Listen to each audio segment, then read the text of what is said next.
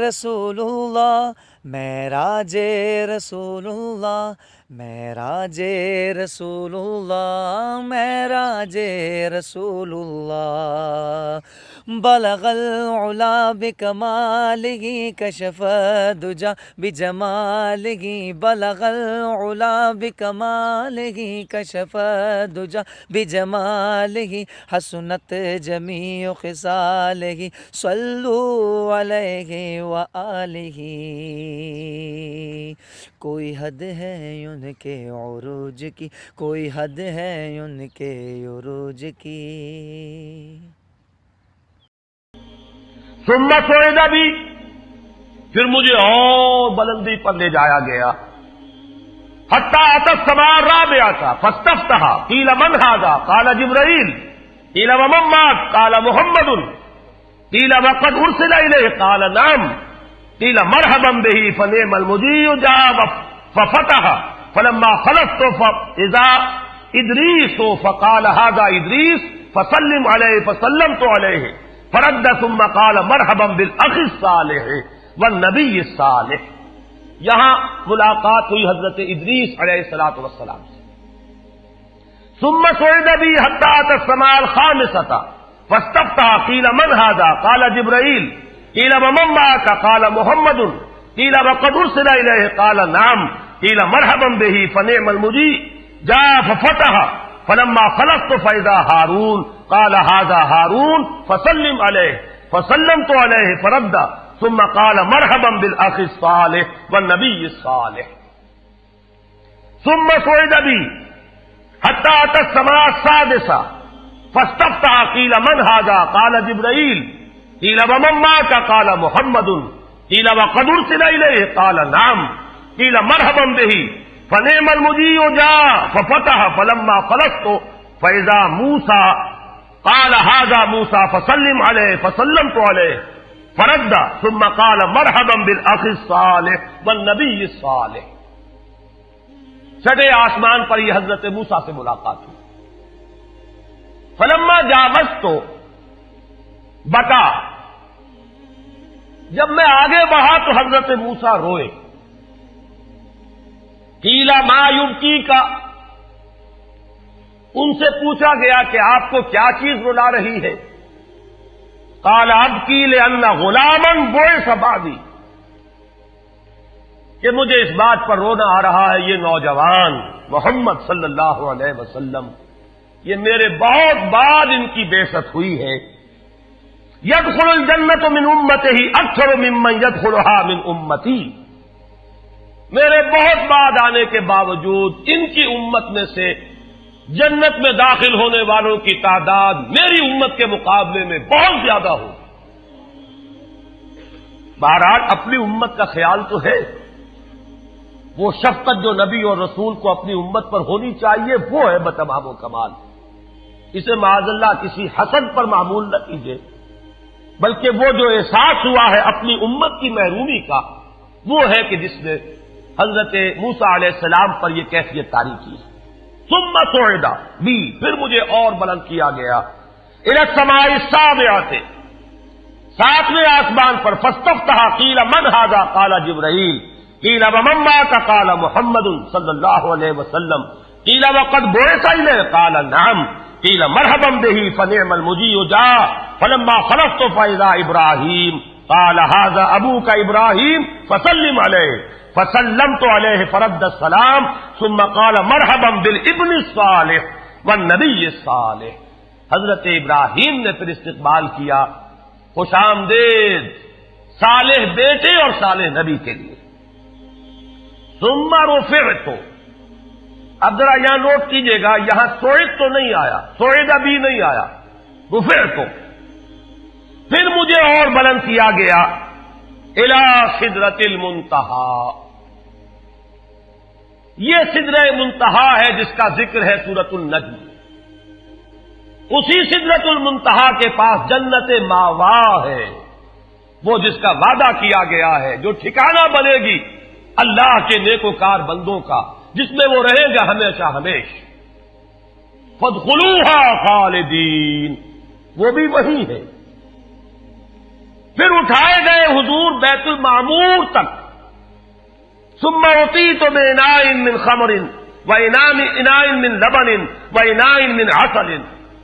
پھر میرے سامنے یہ بیت معمور کیا ہے یہ بھی جان لیجئے. یہ در حقیقت اس سمائے سابعہ پر، ساتویں آسمان پر خانہ کعبہ کا اصل جو ہے اللہ کا گھر، جس کا یہ ظل اور سایہ اس دنیا میں ہے، خانہ کعبہ، یہ ہے وہ بیت المعمور، جس کے بارے میں ایک اور روایت میں الفاظ یہ آئے ہیں، اس میں روزانہ 70,000 فرشتے داخل ہوتے ہیں، اور جو فرشتہ ایک مرتبہ داخل ہوا ہے آج تک اسے دوبارہ داخل ہونے کی نوبت نہیں آئی.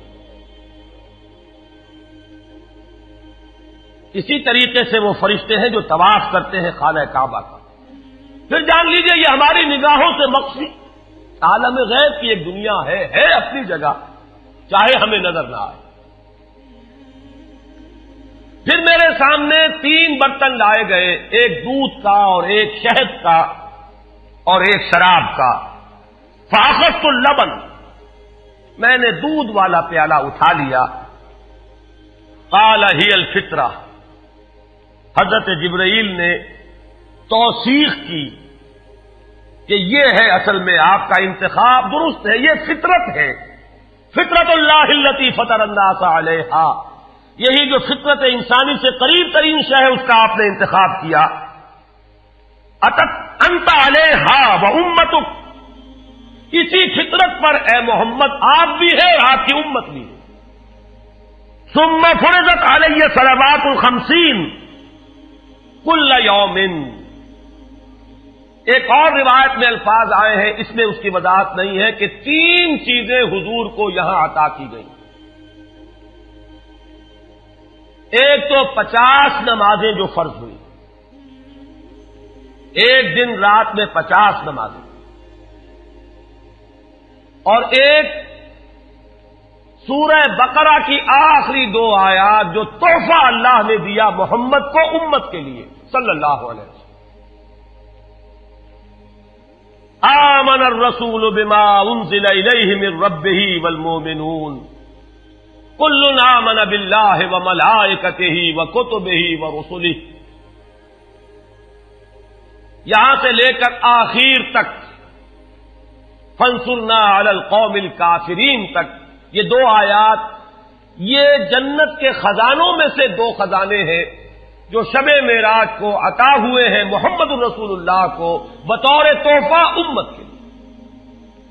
اور تیسری بات یہ کہ اے نبی آپ کی امت کے لیے یہ خصوصی بات ہے کہ آپ کی امتیوں کے گناہ کبیرہ بھی بغیر توبہ کے معاف ہو سکیں گے. یہ خصوصی تحفے ہیں جو امت کے لیے لے کر آئے محمد صلی اللہ علیہ وسلم. 3 تحفے، نماز جو اس معراج میں فرض ہو رہی ہے اور اسی کو حضور کہہ رہے ہیں الصلاۃ معراج المومنین، اہل ایمان کے لیے یہ بمنزلہ معراج ہے. اس میں پھر روایت میں تفصیل آ رہی ہے. واپس جب آئے ہیں حضرت موسیٰ سے ملاقات ہوئی اور انہوں نے یہ فرمایا کہ یہ 50 نمازیں بہت ہیں، مجھے تجربہ ہے، تمہاری امت اس کا تحمل نہ کر سکے گی، واپس جاؤ درخواست کرو کم کرواؤ. حضور گئے، 10 نمازیں اس میں معاف ہوئی، 40 ہوئی. پھر یہی بات ہوئی، پھر بھیجا حضرت موسیٰ نے، پھر 30 ہوئی، پھر 20 ہوئی، چوتھی مرتبہ پھر وہ 10 اور پھر 5 رہ گئیں. اس پر بھی حضرت موسیٰ نے یہ کہا اب بھی جاؤ یہ بھی بھاری ہے. حضور نے فرمایا مجھے شرم آتی ہے، میں اتنی مرتبہ جا چکا ہوں، مزید اب جانے سے حیا محسوس کر رہا ہوں. تو ندا آئی کہ یہ 5 ہی 50 کے برابر ہیں. ہمارے ہاں قول بدلا نہیں جاتا. یہ 5 جو ہے در حقیقت یہ قائم مقام ہے ان 50 کے کہ جو اول ہم نے فرض کی تھی. یہ 50 ہی شمار ہوں گی اگر ان کا انسان ان پر مداومت اختیار کر لے. میں آخری جملہ آپ کو اس کا سنا دیتا ہوں. فَأُمِرْتُ بِخَمْسِ صَلَوَاتٍ كُلَّ يَوْمٍ فَرَجَعْتُ إِلَىٰ مُوسَىٰ فَقَالَ بِهَا بِمَا أُمِرْتُ بخمس صلوات كل يوم قال ان امتك لا تستطيع خمس صلوات كل يوم واني قد جربت الناس قبلك وعالجت بني اسرائيل اشد المعالجہ، میں نے بنی اسرائیل کا حتی الامکان معالجہ کیا، ان کے حالات کو درست کرنے کی کوشش کی، لیکن مجھے تجربہ ہے یہ 5 بھی نہیں جھیلی جائیں گی۔ فرجع الی ربک فاسألہ التخفیف، مزید تخفیف چاہیے لامتک قال سألت ربی حتی استحییت ولکنی ارضی واسلم قال فلما جاوزت نادى مناد امضیت فریضتی وخففت عن عبادی، متفق علیہ۔ مجھے ندا آئی کہ میں نے اپنے بندوں پر تخفیف کی، اس میں وہ ذکر نہیں ہے، دوسری روایت میں ہے کہ ساتھ ہی وضاحت ہو گئی کہ یہ 5 نمازیں بھی 50 کے برابر ہے، میری بات نہیں بدلی گئی ہے، وہ در حقیقت میں نے اسی 50 کا رتبہ جو ہے ان 5 کو عطا فرما دیا۔ یہ روایت ہے جو متفق علیہ ہے۔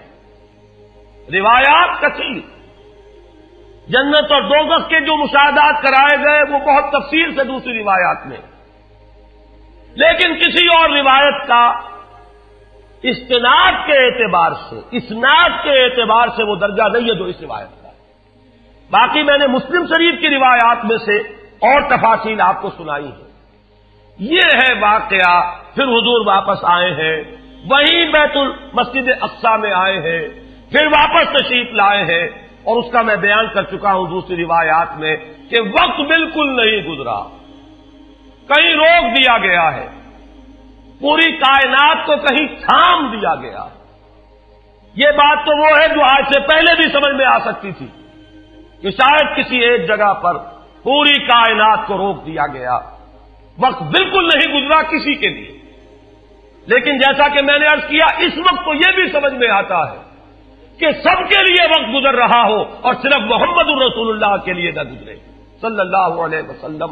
آج یہ بات بھی سمجھ میں آ سکتی ہے، لیکن یہ ہے کہ قرین قیاس وہی پہلی بات ہے کہ اس میں پورے اس وقت کے لیے وقت کی رفتار کو روک دیا گیا ہو۔ وہ مسئلہ یاد آ گیا کہ آگے بڑھو یا وقت کی رفتار روک دو، تو یہ وقت کی رفتار ہے جو محمد الرسول اللہ صلی اللہ علیہ وسلم کے لیے روک دی گئی۔ اس کے بعد جو ہنگامہ ہونا چاہیے تھا وہ ہوا۔